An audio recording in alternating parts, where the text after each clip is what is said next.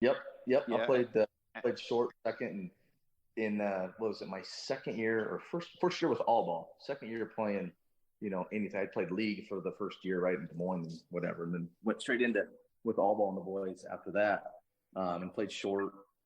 Tommy had moved over to third, and about halfway through the season, I tore my rotator, and I mean, honestly, it hasn't been the same since. And next thing you know, I'm throwing fucking shit into right field. I'm throwing shit into the stand. Hey, yeah. Hey, I did the same thing. I never got hurt, but I just did the same thing anyway. I want to be fucking DH.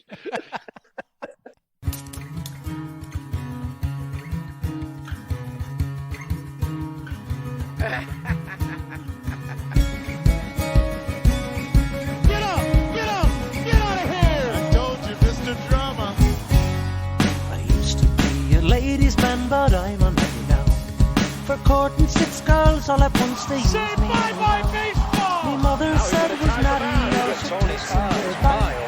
But I said if it's naughty, sure it's also very nice. And the Lolly drops his glove, grabs Dalton. The benches are clearing. Dust Up with Hilly and Lolly is brought to you by Mr. Ned Custom Men's Suiting in New York City.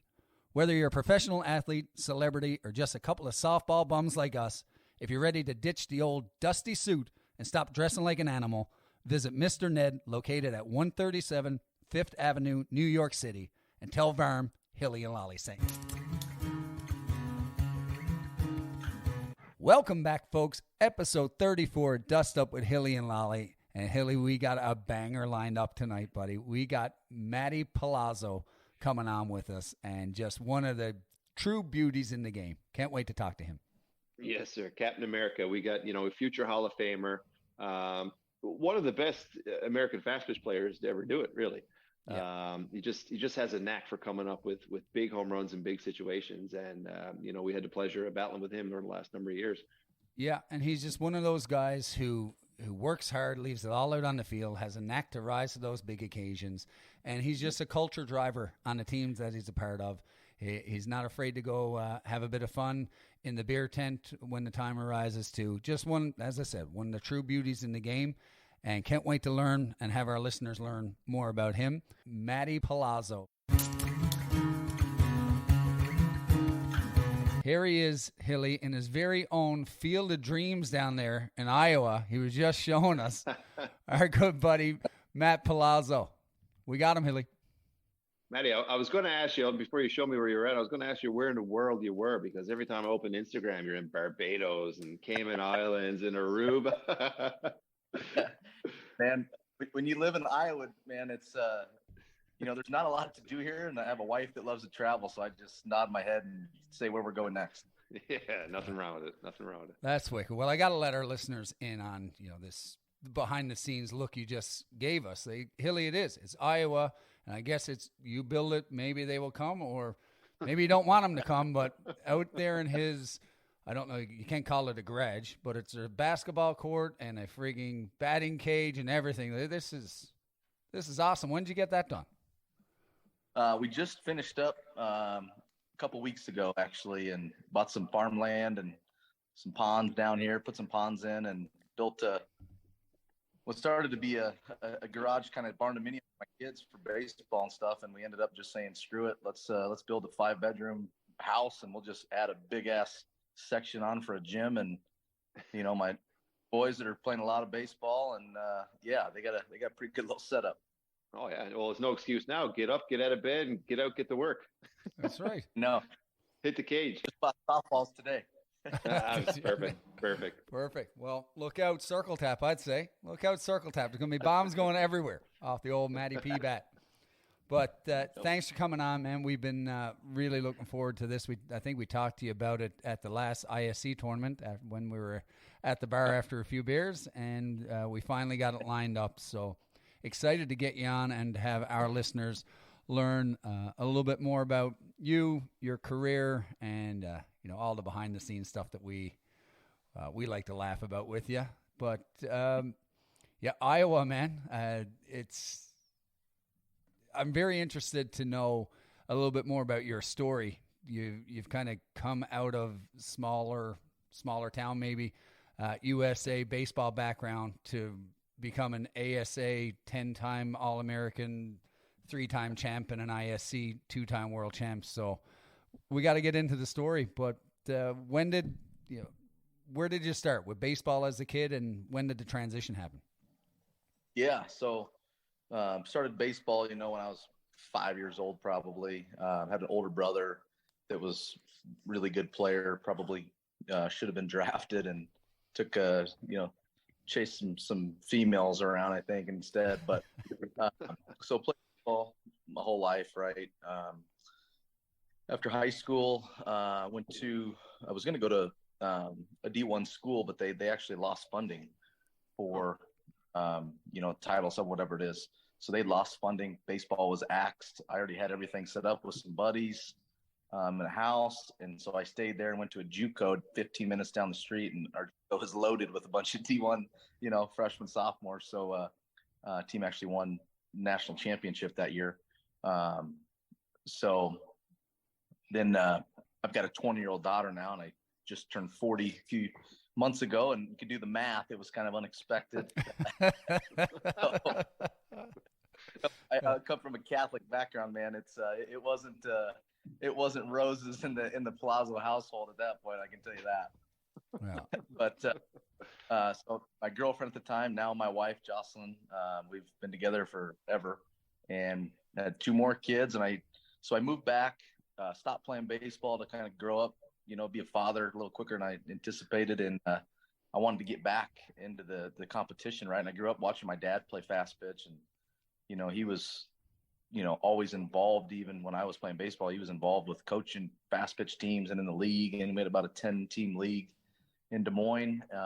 So I got going, and literally it happened really fast after that. Somebody asked, hey, come to this tournament. And next thing you know, All Ball and Tommy Owen and those guys were somewhere, and they're like, oh, let's start playing with us.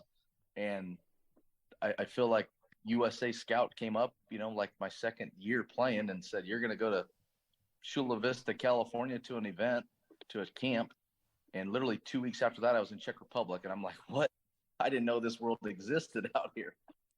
That's insane. Oh, that's awesome, man. So Alba was your first go with men's, because I mean those guys were in as far back as I can remember. Yeah. You are 40. You're a lot older than me. As far back as I could remember, Alba was always on the ISC circuit. They played all the big tournaments and stuff like that. But so how was that world like jumping in? So all of a sudden you're going to these weekend tournaments, and you're facing some of the big boys week in, week out. Yeah, like I said, we'd jump in somebody's Tahoe, Owen's Tahoe, and I have to listen to that Owen's laugh. As you know, you played with him for a couple of a year. It's the most. I had like 8 hours as we're driving to small town Wisconsin to play in a fast pitch tournament. That it was wild for me. Fun ride. I've never seen a ball go up, right? So a down ball, I felt like I could hammer that, or I could time, I could make the adjustment. But the rise ball, I was just absolutely, I had no chance. So kind of live and learn there. But it was fun. I didn't know that whole fast pitch world existed, beyond what my dad had played in the local stuff and the local state tournaments. I thought that's where it ended. So it was incredible, and I was eye opening for me. And there's so many fucking stud athletes, like you guys out there, that were just world class. And I'm like, I want to go. This is something I really want. My wife was in. She was fortunate enough. She was like, go babe, this is what you want to do. I'll stay home with the little one for the weekend, and you go do your thing. So I had some support back home too. That's wicked, man. And what I was really excited to talk to you about was it was that time period too where there was a lot of the travel, and me and Hilly, we did it from Newfoundland. So Newfoundland is, it's not Ontario. It's not a major, coming from a major state in the U.S. It's very small town driven, like many softball hotbeds are. But for us, when we moved away, we actually moved away. I went to Ashland, Ohio. He went to Frankenmuth, Michigan. Yeah. And it was that road warriors in the van every single weekend, playing with the local teams, all guys that grew up or around the same area, not really on a travel import team yet. And that was, I'm not sure if that's happening as much anymore. Just the world has gotten smaller. Even young guys starting out are starting to get flown in and flown back and forth now. I know the RGs come over and do it a lot, but it was fun, man. Like going every weekend, driving in the van. It's stuff people pay to do that now, to go get these type of experiences. But so that's what I'm really interested to hear from your perspective, coming in from Iowa, joining these more local teams, to then progressing your way up to becoming a world champ on the Gremlins, who, like the other top teams, are bringing in players from all over God's creation, right? So maybe talk a little bit about when that progression started. So I'm looking, you went Alba, then you go to the other side of the country to the Cali A's, and then make the jump to the Gremlins. Kind of walk us through that stage of your career. So, like I said, with Alba, we all live literally within 10 minutes of each other. And we all played in the same league together on Tuesdays and Thursday nights. We all had beers together. We would play ball, and we had a damn good team for a little local league, right? And we'd find a pitcher to come in, but it didn't matter because we were scoring 15 runs a night, and we'd load up. We'd all meet at Owen's house on Friday at noon, and we'd load up and we'd head to Dakota or Fargo or wherever we're going, or Wisconsin a lot. And I just thought that's what it was. That's what everybody does. I didn't know there was Kiwis and Aussies and Canadian, that you guys were all in this thing together, and you guys are living here for the summer. I'm thinking it's hard as hell for me just to get Friday afternoon off at the time, and I'm going to be miserable Monday morning because I'm going to, go play a bunch of ball and probably have a little too much fun. And the thing about Alba was, in the big tournaments, we were usually knocked out Sunday morning, so we get a nice little trip. We get an early start on the I remember walking in a couple of times and seeing a picnic table or two full of empty cans of beer in the beer tent. Yeah. I actually got to play with you guys one tournament. Remember? I think it was ASA's in South Bend, maybe. I forget what year it was. And I don't think we did so great, but what a bunch of beauties, like Tommy Owen, the Darling brothers, and I think Dubsky was with us, and man, what a great bunch of dudes. Yeah. Just we could give each other so much shit because we're all buddies, right? And we're still buddies to this day, and we still have group texts that we, literally, just a few days ago, somebody was, making fun of somebody and sent a picture out from a tournament years ago. I mean, that's just the kind of guys that we are. We're, it's a pretty loose clubhouse, to say the least. Yeah, I remember thinking back to when we play Alba, or you're going through, okay, they're maybe not the team in the tournament you're pegging to win it when you're in a tournament with County and the Farm and all these other teams. But when you're going to a playoff game, or you got to meet them in a meaningful game, it starts to become, shit, these guys got a lot of good ball players. And then the chemistry that you can't teach that, right? That's earned. And then you got to go up against this team. And I know they may not have won a whole lot of tournaments, but they've ruined a lot of tournaments for some good teams along the way. Yeah. And good run in Kitchener, right? At the ISC when Golan got hot and got MVP, and we knocked off a few damn good teams that, traditionally, they're going to beat us 9 out of 10 or 10 out of 10. And when we just got hot, we'd get him that one run he needed, and he'd go to work on all the lefties. Yeah. Mm-hmm.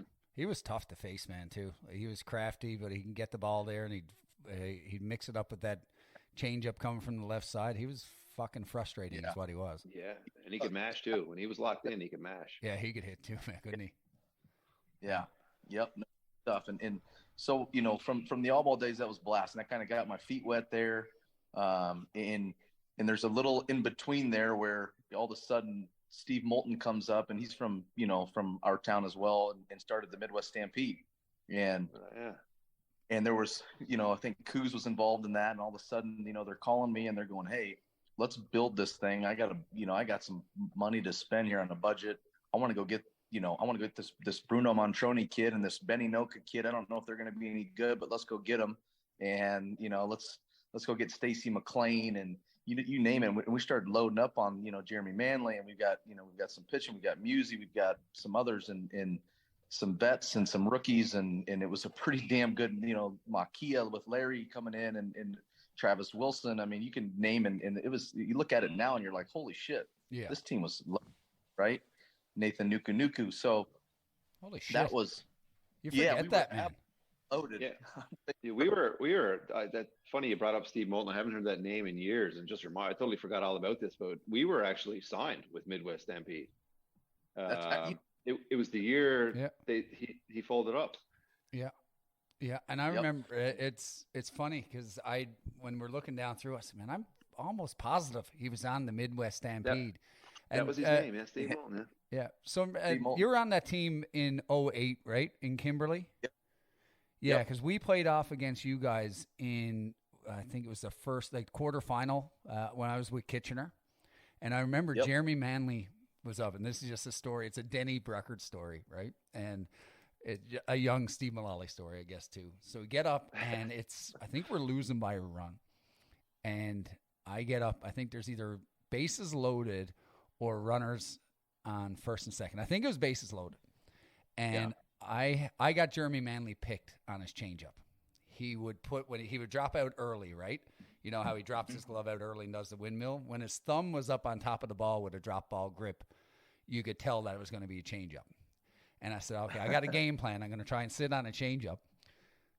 3-0, bases loaded. I see the changeup. And I couldn't fucking help myself. I sit back, come out of my shoes, and pop it up to the on-deck circle. And ends the inning. And Denny threw his hat. It had to go under the dirt.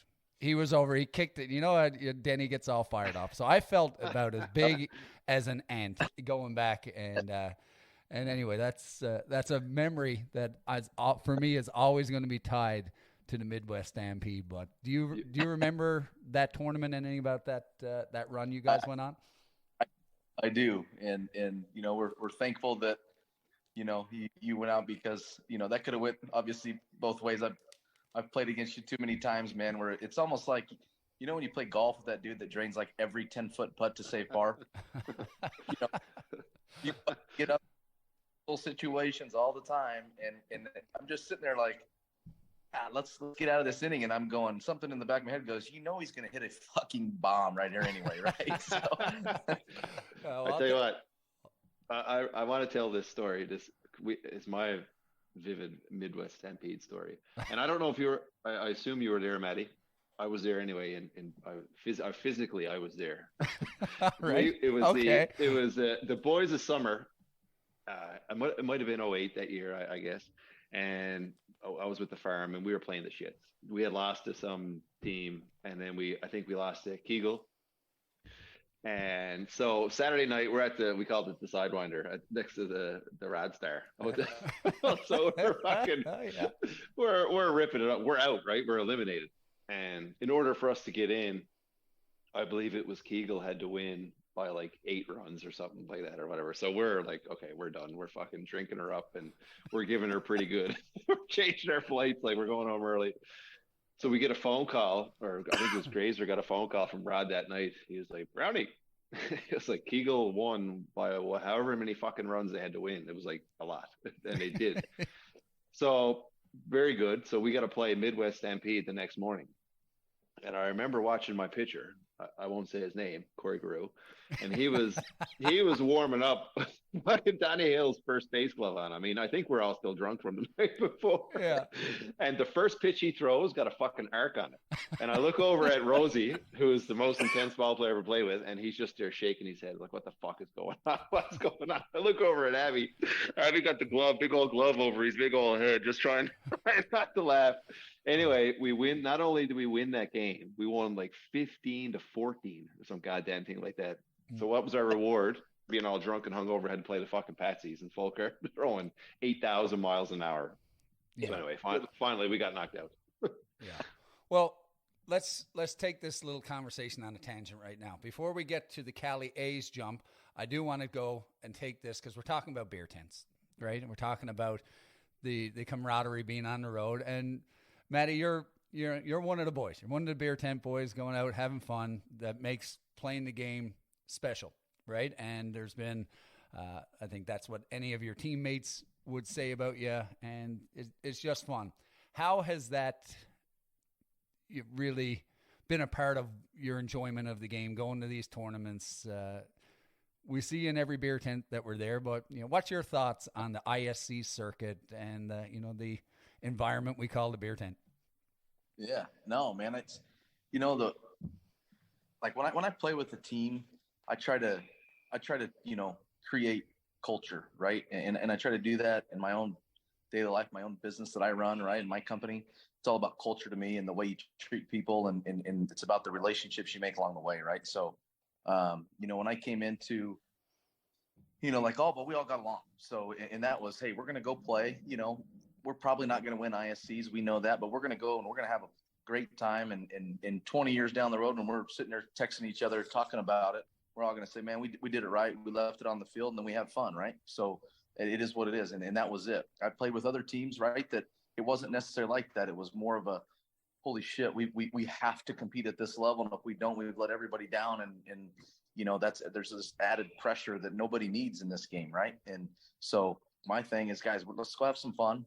Let's be adults, right? Let's get to bed at a decent time when we know we need to have a big game the next morning or whatever it is. We're fucking grown-ups. But I'm going to go have some beers. We're going to bullshit and we're going to become the best of friends, and we're going to have a bunch of chemistry. And I tell you what, I promise you, come August, it's going to pay dividends. And that's kind of what I feel. Yeah, that's what it's all about, man. And that's the beautiful thing about this sport. Like, I got buddies that from all across the globe that I met 15, 20 years ago playing this game, right? And it's only only met these guys because I played this game. Been to places that I've never would book a vacation to just because of the game of softball, right? Literally taking us all around the world. And, I'm a firm believer of what we do off the field with our teammates and how we interact with each other translates to how we're going to perform on the field.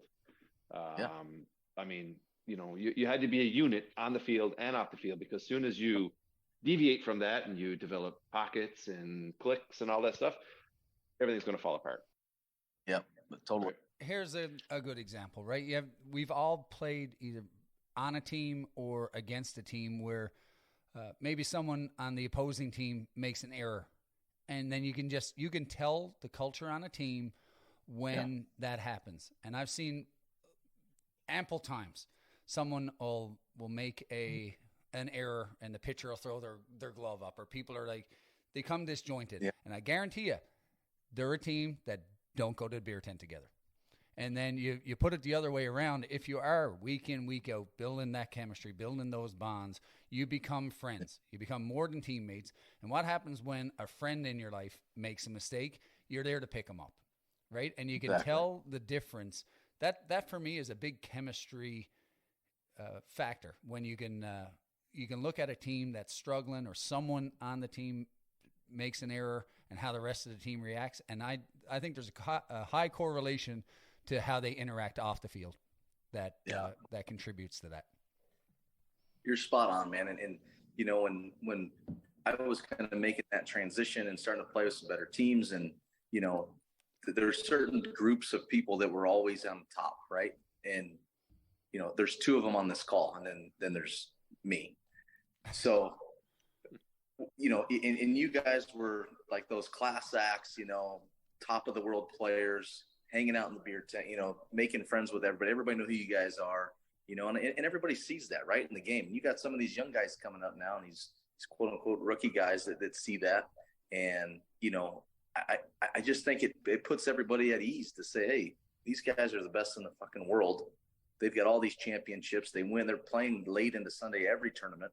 And this is the way that they handle themselves in their business, whether it's, no matter what team you're on, and this group is tight, everybody's walking in together. Everybody's together. There's not cliques of this group or this nationality or that nationality. You guys are a unit, right? And I'm a big believer in shit like that. Yeah, that's what's all about. And somebody's always watching too, right? So if you can inspire a young kid or make him feel more comfortable at the yard, then that's what it's all about. He's going to play better, and he's going to respect you for it at the end of the day. Yeah, you got to like this. So Denny Brucker, we're in Paraná years ago. My first trip out there, and we had like 10 days or something in advance, where we got there way early, and we're playing against, all the club teams, and they're cooking us dinner, and you guys have done it, right? But so I don't need to tell you, but like the third night, and we've been going out, we hit it freaking hard when we got there. And it was just like, hey, give us 3 or 4 days. We're going to get after it, right? And then it gives us 4 or 5 days to kind of do our thing, prepare, start playing. Well, so Denny brings me in after like 3 or 4 nights. And I mean, I'm talking, we were 1 o'clock in the morning, just crushing whatever they would give us, and Denny's like, I heard a rumor that, last night you took some guys out and you guys had a little too much fun, and I wanted to talk to you about that. And I said, they told you last night? And he goes, yeah, I what do you think, Matt? And I go, Denny, I said, I'm not gonna lie to you. I said, it's been every fucking night. That is wicked. Yeah. We had such a good, and he's like, well, what were you doing? I said, Denny, there's young guys on this team. I'm just trying to break them in and get, that I don't want to be nervous coming. He's like, oh, Palazzo, I know you had a plan. I'll tell him I talked to you. We're good. And I'm like, don't worry, we'll be ready to go. Yeah. Oh man, I'm so glad you brought him up too, because I miss Denny and I love talking about him. And I got a million Denny stories, but he's a coach that he builds his team on chemistry. Now he put a lot of his own money into it. He was partners with a lot of big budget sponsors that you got to be accountable, right? You can't have a booze bag team showing up, but he really wanted that chemistry. And I remember when we first started, and he did a really good job of not even like picking a night. Okay, guys, you can go run. He would pick a whole fucking tournament. He said, boys, this is the weekend. This is the weekend. Culture building weekend, boys. And he'd let us go. A lot of it was that circle tap.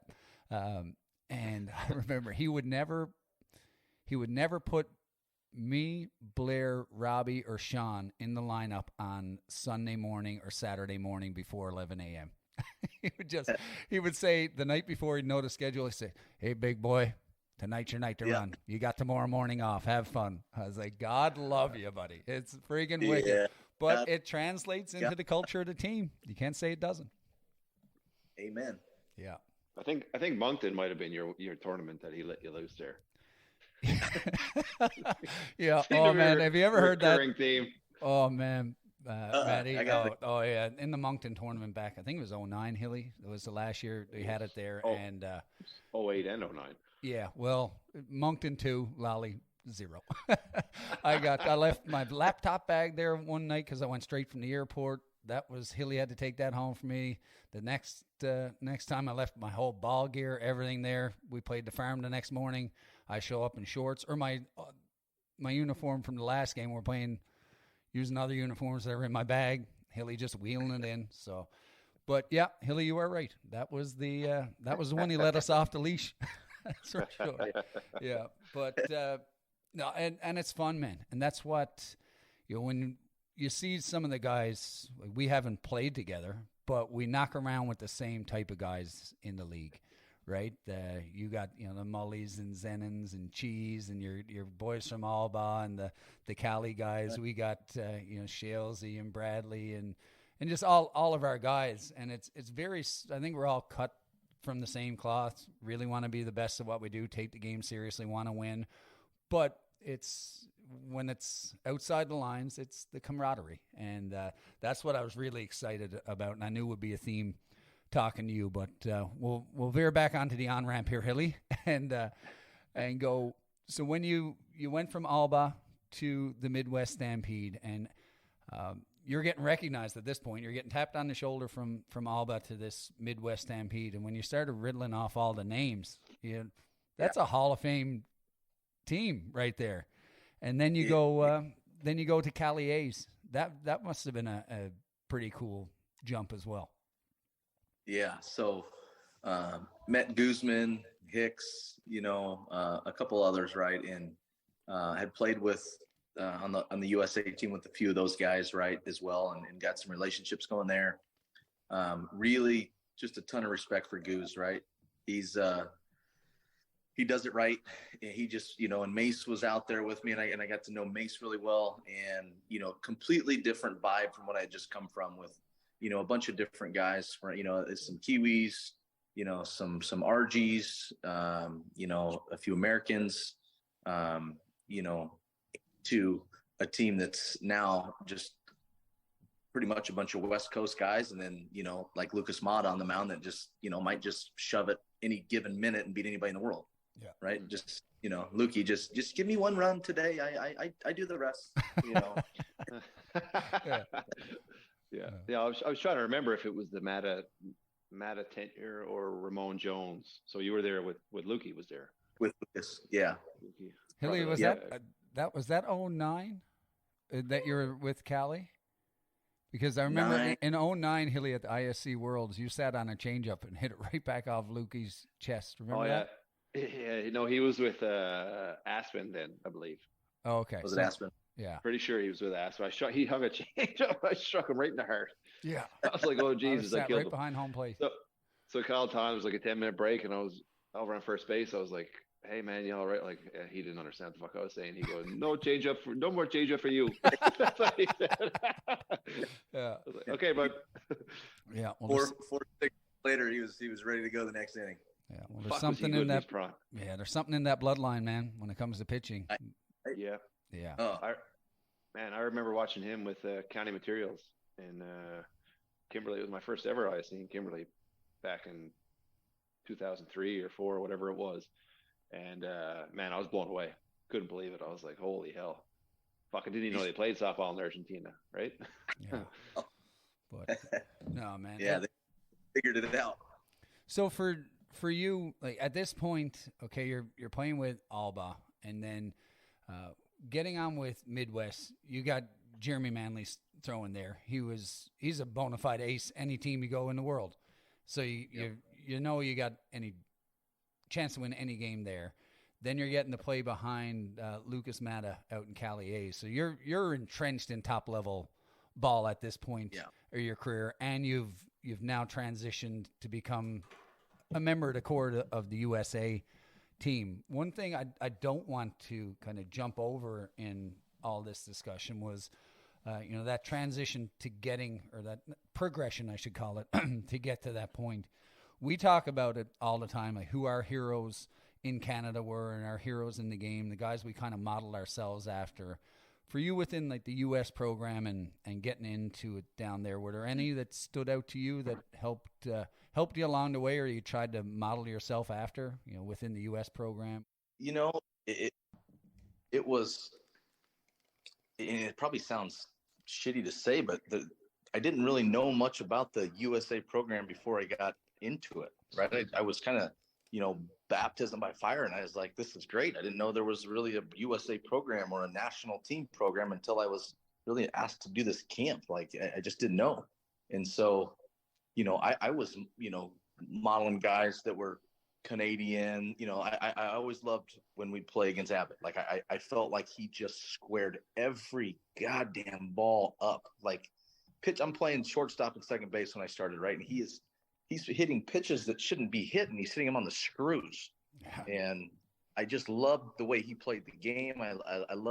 His approach seemed amazing. So, it probably sounds bad, but I didn't, there wasn't a bunch of USA guys per se that I had really kind of grown up, watching and idolizing. It was guys from some other countries, and then playing with, Makia and Trav and some others, and these guys are, they're just professionals, and they work their asses off, and that was kind of something I always did too. I'm a worker. Like, I put in the work. I go to the gym. I get a bunch of hacks in. I'm always prepared, right? And so I wish there was a couple guys. I played with Schultze my first year with the U.S. team, and I loved his effort, like his work ethic. He was just all in, right? It was never take a play off, never take a pitch off. And I talked to him a lot, and you got Garvey, Delarwell, those three, like I talked to those guys all the time, and, they helped me a ton. And pitch recognition, I didn't know anything about picking pitches. And all of a sudden I got into it, and I'm like, well, shit, I'm starting to pick something up, in warmups.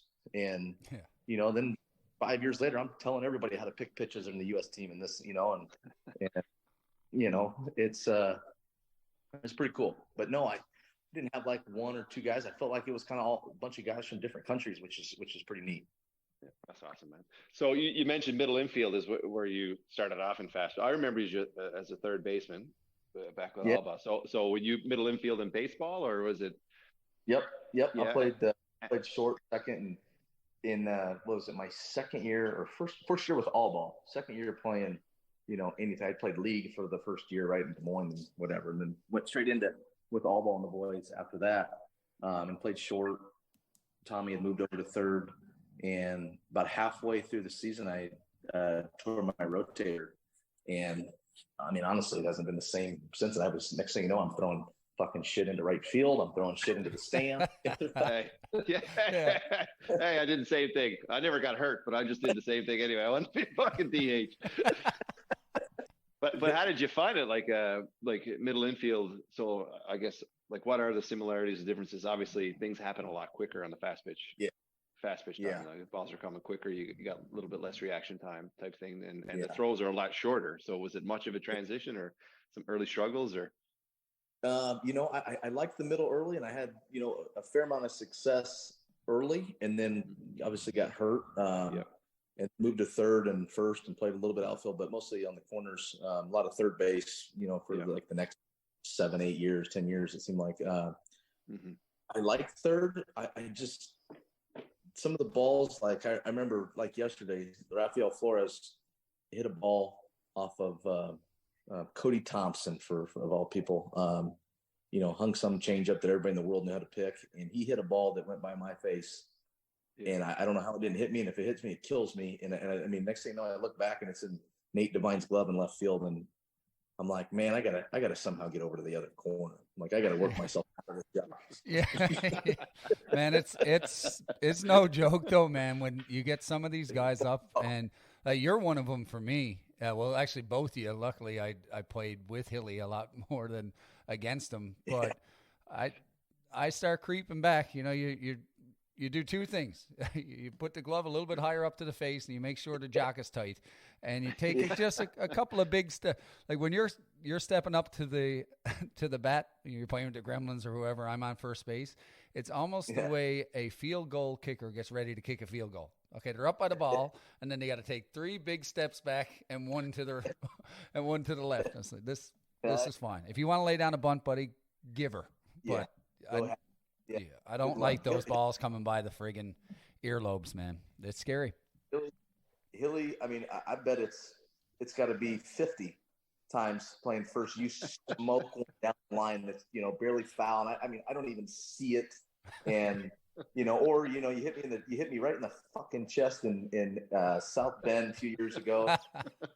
I took it like a champ, and I'm sure I booted it and kicked it to the dugout. And I think I went over to first. And I mean, I'm in fucking severe pain, like thinking I might need to go like that. And I get over to first, and I kind of lean down, and I'm like, oh, he feels bad probably. And I lean down, and you were fucking rolling. You're laughing with your head down, and you said, hey pal, I'm sorry, Matty, about that. And I'm like, oh, it's good, dude. And literally I hear you're cracking up, and I'm like, oh, this fucker's just like me.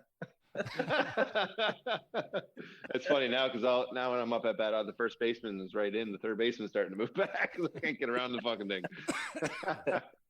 No, that's wicked, man. Go ahead. One thing I did want to ask you, Matty, is about your stance in the box. So to me, it looks like you kind of stand back. It looks similar to where Abbott stands. Yeah. Or used to stand. You're back. You're off the plate. You're in the back corner of the box. Is there a method behind that, or is that kind of something you always did?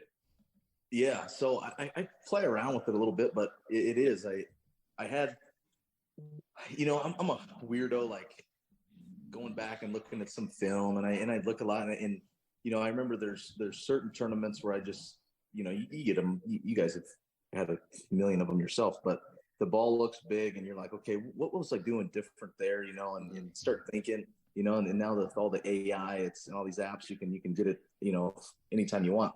But I just felt like there was more times than not where that, and I didn't hit like that in baseball at all. Completely different stance in baseball.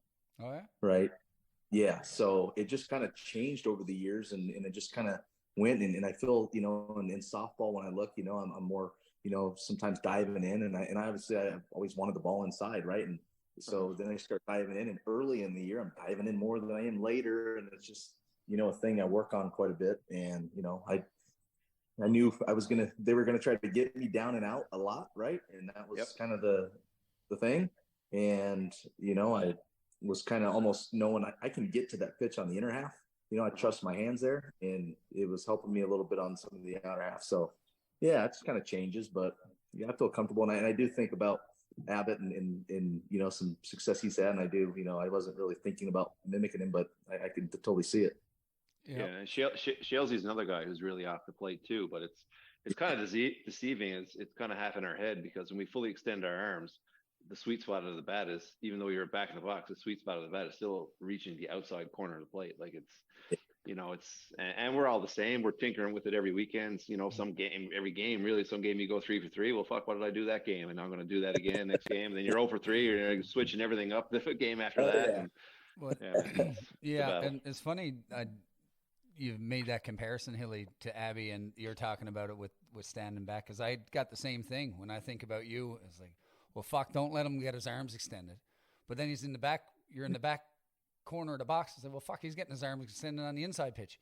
And then if it's outside, the amount of times where you can't leave a ball over the plate because you are swinging for power, and just the way you stand and stride and getting your arms extended, when you square it up, it's going. And that really reminds me of Abby a lot. Very rarely, Hilly, you see Abby not fully extended when he meets the ball. Even when he needs to bring his hands in, just the way his hips and everything work, he gets through that ball. And I think you're very similar in that regard. Makes you one of the best power hitters in the game. I do want to dive into the USA side of things before we bring it back to the transition to the Gremlins, because we can speak firsthand on the pride of playing for our country and some success we've had. But like the population, the number of states down there, how big baseball is, but getting to wear USA across your chest, knowing you're one of 17 guys in a country of 300 million people, and then getting to go to the latest WBSC and put a bronze medal around your neck, and really want to dive into as well that when you went to that Peru Pan Am Games as a member of the larger Team USA, what was that like for you, your family, and the event overall? Yeah, no, it was a great experience, man. And they do it right. The Pan Am Committee, and you guys obviously have been to several, but they do it right. And my dad and my brother were able to head out there, and my brother hadn't been traveling internationally to watch ball much at all, and he was like, holy shit, like when Mata's down there and he was getting things going a little bit, my brother's like, Matt, how the fuck do you see it? Like, he was an incredible baseball player and still plays around here in Fastpitch and stuff, but just never wanted to travel much and play, or he certainly could have. But he's like, I'm like, dude, this is a big stage. Like, you're playing for a Pan Am gold medal. This is something that you'll have in a case, maybe on one of your walls for the rest of your life, and you're dialed in. All the work you've put in over these years, you earn this spot. You get to wear the letters, and you're going to leave everything out there, and you can tell that's what he's doing on every pitch, right? And similar with us, we trained really well for that event. We were able to play in the game, right, and get a silver, and that was, I'll just say it, right? You guys weren't there, and that's a big difference for that tournament, right?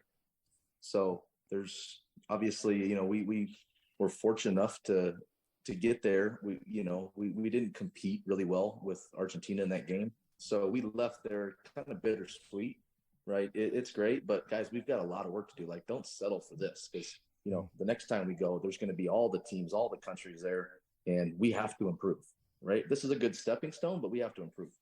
And guys started buying in, and some guys developed, and Leather and Hicks and everybody, they Ron now, these guys are doing a pretty good job with the program, getting some guys involved, getting some guys the at-bats that are needed that aren't on the big teams, right? We have a lot of guys on our USA roster that aren't on the top 3 or 4 teams, right? So they need to be seeing the pitching, and they need to be there. And, then all of a sudden these other guys want to come to Pan Ams because they're seeing, and we're talking to them, about the program.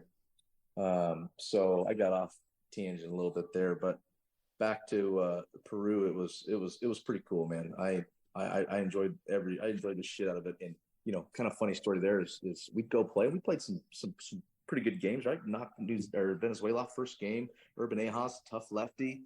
We got going early, and so we get back, and all these athletes in the village, we'll call them athletes. They're training. They're getting they're eating their low calorie diets, and they're doing all this ice baths. We're outside in the beer garden with all the other. Friggin' right, man. Like, problem with have a couple, Yeah. Can't break routine, man. You can't break the routine. That's right. What got you there? Yeah. But it's so cool, man. Like I've only been to one, and obviously in 15, and you were at that one yourself, Matty, in 15 in Toronto. Yep. We take our game very seriously, and we all, consider ourselves professional, but that is as professional as I felt in the game, participating in those games. And you truly feel like a professional. It's first class. And, just the setup and like the aura around it and the atmosphere. It's, man, it's a memory that, I'll never, ever forget. It's unbelievable. Yeah. I literally have goosebumps listening to you talk about it, just with the kids and signing the autographs, and, it's on the TSN, and it's like there's shit everywhere, and there's you're like, damn, I earned this, right? Like it's a kind of a real moment. I'm wearing these letters. It's awesome. Yeah. And just the one last thing what really hit home for me, because you said goosebumps. So it was the day before the championship game, and Lolly, you remember we just got back. We had beat somebody, and I think it was the rugby team, the rugby sevens team, had just won the gold medal, and they were coming in off the bus, and they were walking right in the middle of the athletes village, and like there was blood. These are rugby players. There's blood and snot, and there's everything coming from them, right? And they get their arm in arm. Some of them are limping, and like everybody around just stops and claps. And these guys are walking in with their gold medals and just walking through everybody. It was like something I'll never forget. And I was like, that got to be us tomorrow. That got to be us tomorrow. Like it's fucking unreal. The opening ceremonies, man, in Toronto. That was about one of the coolest moments. And holding that flag and going through that, and there was all those fans pumping and cheering, and everybody was cheering for every country, right? It was just it was all over ESPN. I got family texting me, hey, here you are on ESPN. That's just cool shit we got to do. Yeah. And like for me, I don't know if you guys had a similar experience in this. Like, we just came off of the Worlds where we won, but that was the softball tournament, right? And we've been playing softball tournaments just in our own bubble. You're just playing for your club team. Yeah, you're playing for your country at this, but when I walked into the athletes village, and then you start hearing the head of the Pan Am and Olympic Committee addressing the athletes, and then you go to this opening ceremony. For me, it was almost like a full stop. Hang on. This is something completely different. And then you got to do the opposite. You got to dial yourself back to say, okay, it's only a softball tournament. As there's a lot of distractions when you're at home, but I get goosebumps thinking about it now. Like, holy shit, you're a part of something a lot bigger. And I think it's something that we'll take with us the rest of our lives, to say we get to have competed in that. So that's awesome, man. But guys, congratulations on that again, man. That's pretty badass.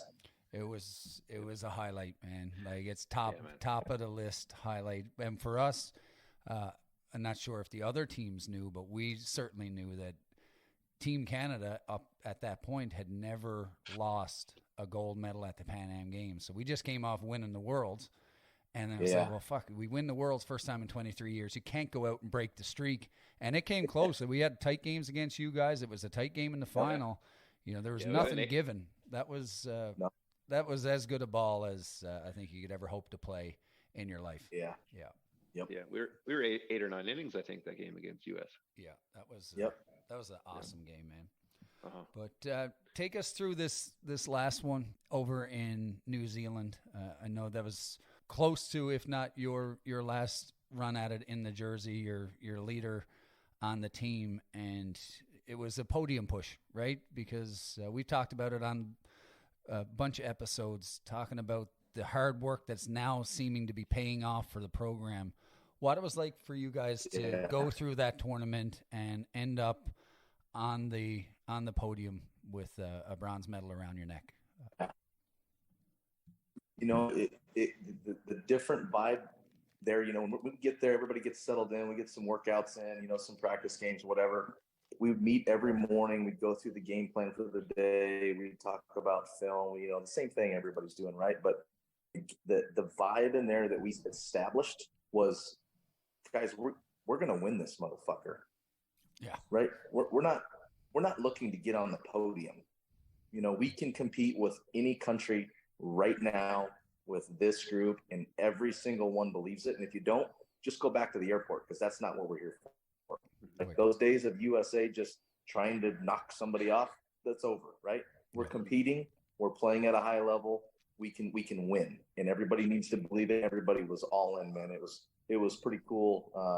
You know, I've been on that team a long time. It was the first one that like everybody was bought in. Coaches, Ron did a fantastic job with that as well. And yeah, I mean, hats off to everybody. We came up a little short, right? But we were right there, man. We lost some tough ones, right? Yeah. I mean, we had another great classic USA Canada battle, a great game. Yep. But like I said to Blaine there a month or so ago on his episode, it had to be pretty cool. Like, obviously it wasn't the game you wanted to play, the bronze medal game, but to beat the defending world champs, to knock them off the podium and get yourselves back on the podium after, X number of years, that had to be pretty special. Yeah, it was. And it was, we were in a jam early, and it just was one of those games that, you're in the back of your mind, you're like, all right, man, we can't afford to let these guys have that big inning like it seems like they've had against us in the past, right? If you get down 4 or 5-0, their pitching's too good. It's just hard to climb out of that cellar. Get out of a couple jams. Bradley nutted up, man, and he threw the shit out of it. We made some plays for him.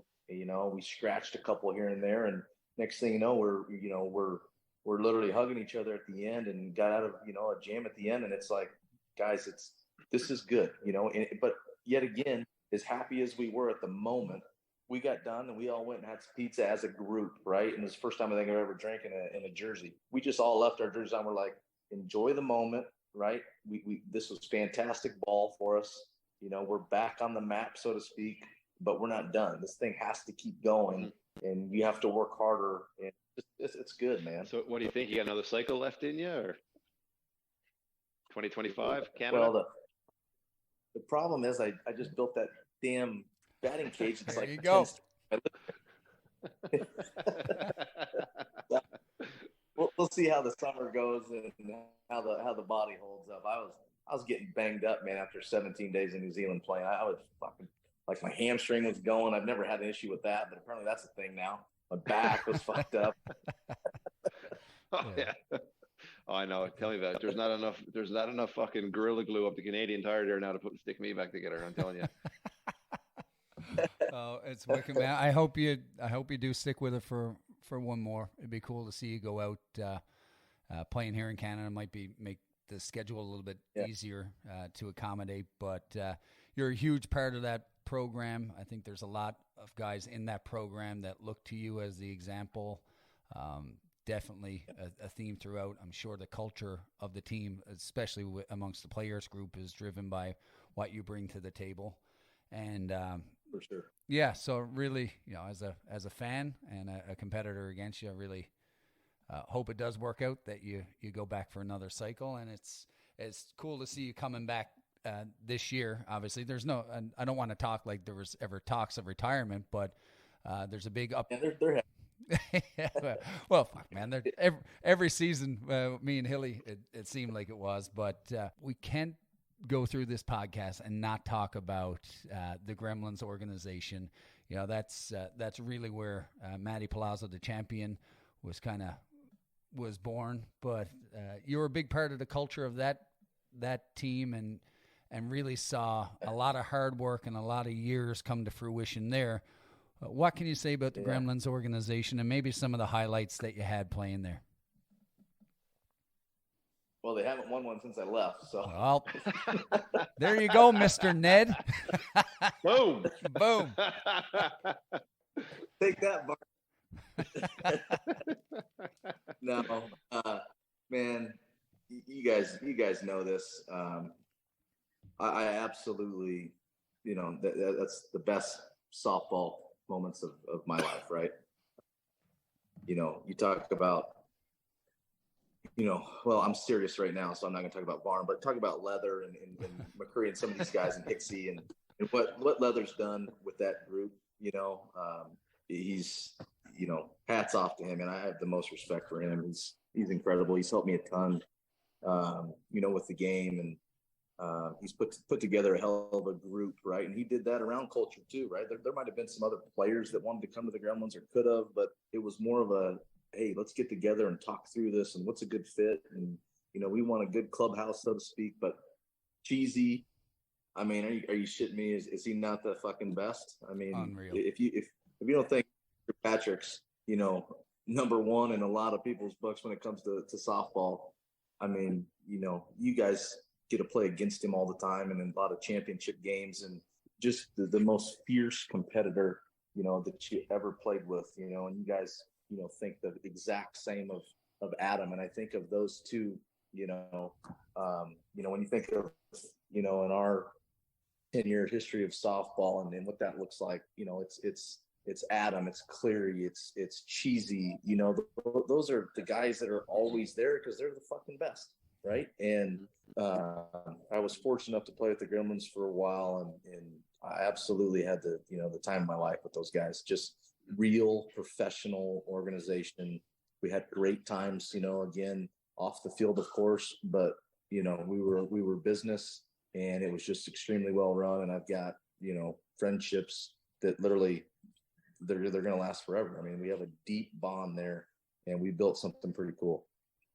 Yeah, I mean, you were certainly a key cog in those championship runs there. You got yourself a couple ASAs and ICs with the Gremlins. I remember watching from right field in Kitchener, and you hit that walk-off home run there against Circle Tap, was it? Yeah. Pretty sure it was Circle Tap. I was 4 or 5 deep at that point. Yeah, rounding down, are you? Yeah. But that had to be a pretty cool feeling. Hit a home run, walk off the ICs, man. Like, come on. Who gets to do that, man? Walk us through that one. Well, I came into the tournament. I had pulled an oblique like 2 weeks or whatever before that, and I kind of came.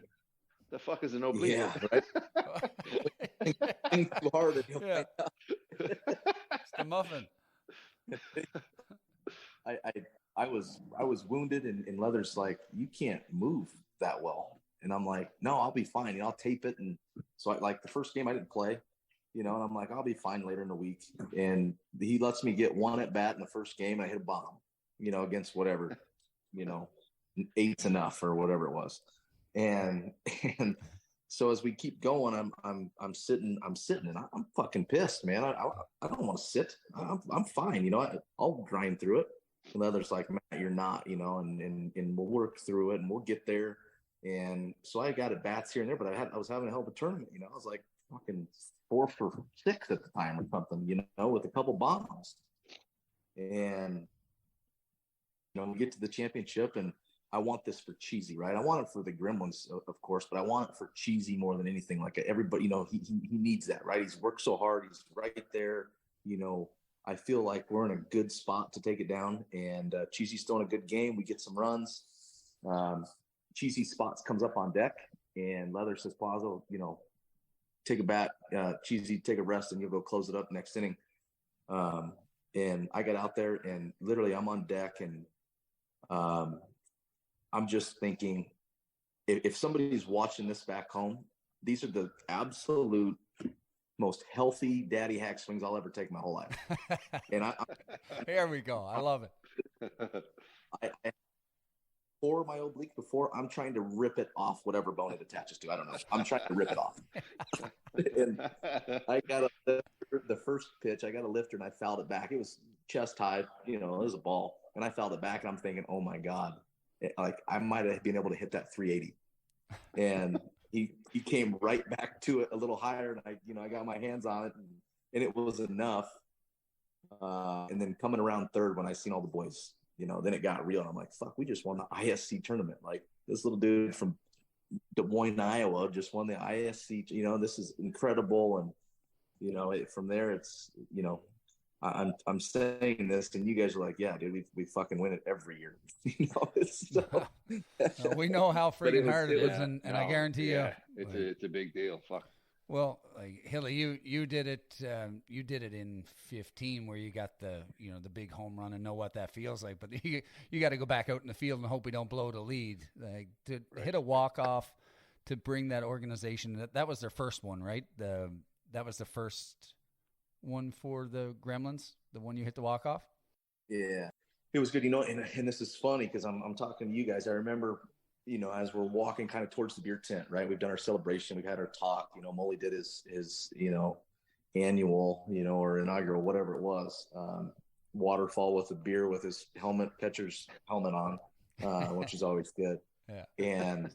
And we're walking out there, and you two were like the first two dudes that got up out of where you guys were at, and you guys came over and were like, "Hey, man, congratulations, dude. You deserve this. Nice job." And I remember thinking, these two fucking legends, I love these guys, but to come out, and to come out of your way to say, hey, proud of you, nice job, you guys earned it, you guys deserved it, especially with the Gremlins Hill matchup, we're fierce competitors, but buddies afterwards. I just thought that was pretty damn cool, and wanted you guys to know that.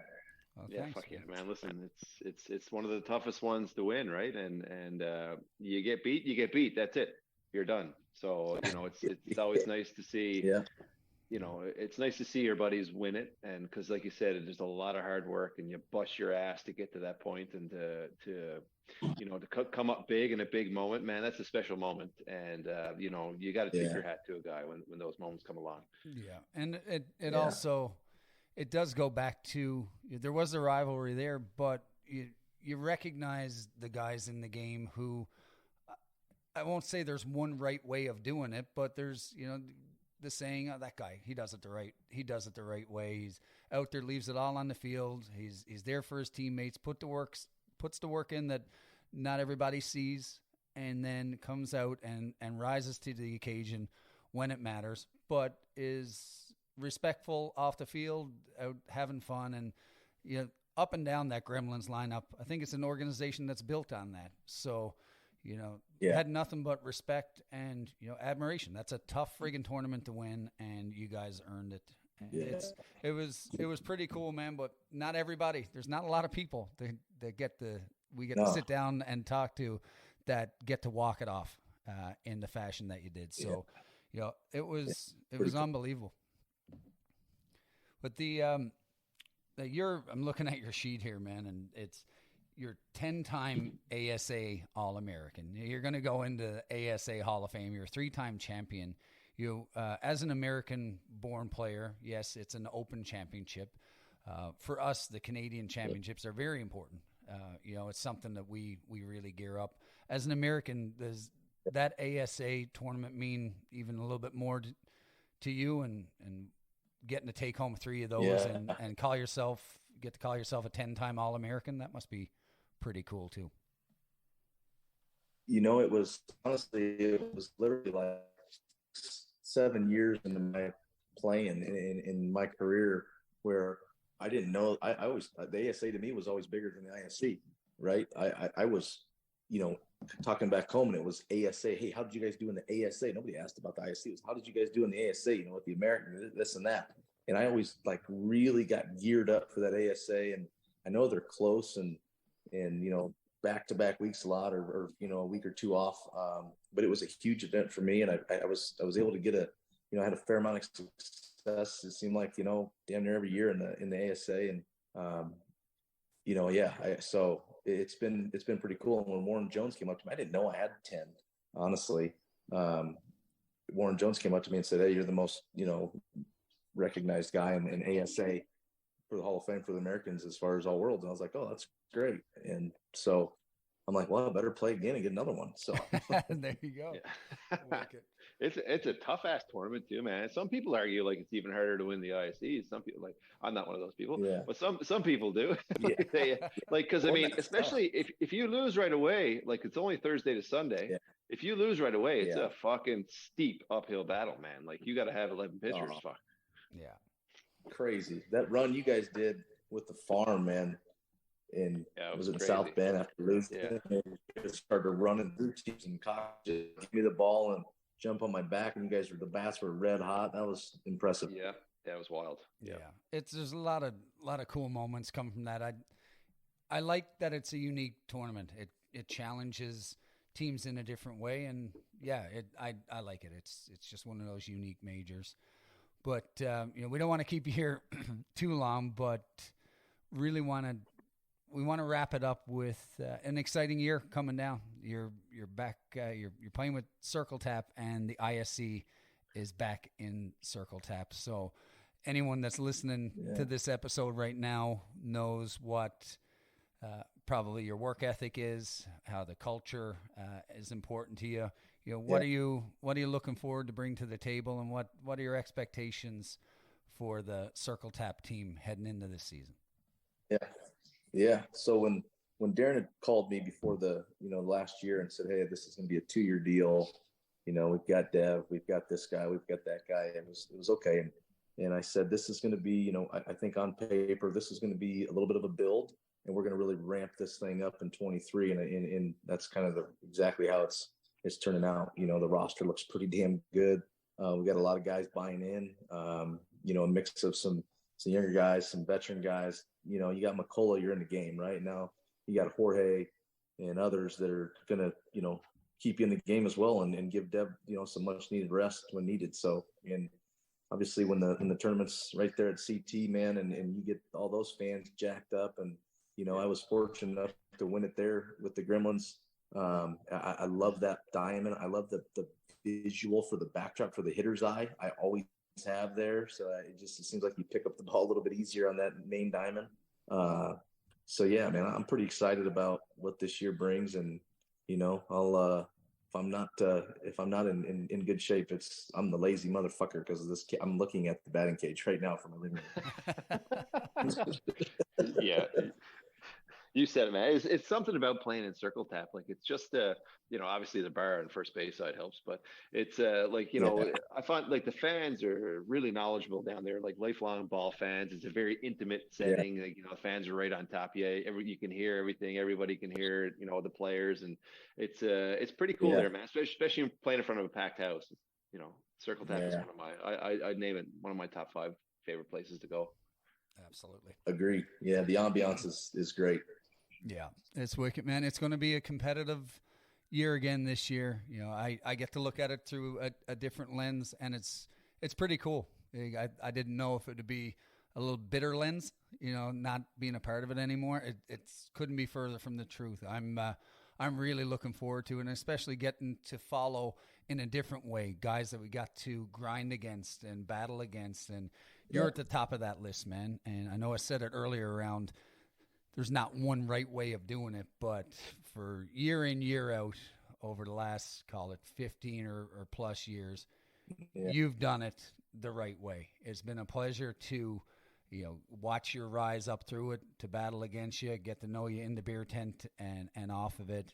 There's not, I haven't met a guy that has a bad word to say about you as a teammate or a competitor. So really excited to see what you do this year. Hope you stay in the U.S. jersey for another cycle, and really want to thank you for taking the time to come on and do this with you. Yeah, it was awesome, man. Yeah, thanks, man. I appreciate you guys reaching out. A couple Hall of Fame careers. Love to all your successes. So yeah, looking forward to one more good grind here. And am I going to see you? Are you going to make it to CT, Lolly?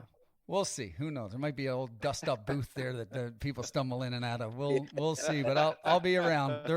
There'll be old Lolly Matty P beer in the beer tent somewhere along the lines this summer, man. Yeah, absolutely. Yeah. It's great to see you guys, man. Yep, appreciate you taking the time, buddy. And I guess really it's only a couple quick months anyway. We'll be back on the diamond battling it out. That's right, Emily. I'll be aiming for your chest now all summer. There you go. I'm a DH now. That's right, yeah. Freaking right. Awesome, boys. Well, Hilly, another fantastic episode, buddy. And we got Lucas and Nick here, a little bit of Rum Ragged to take us out.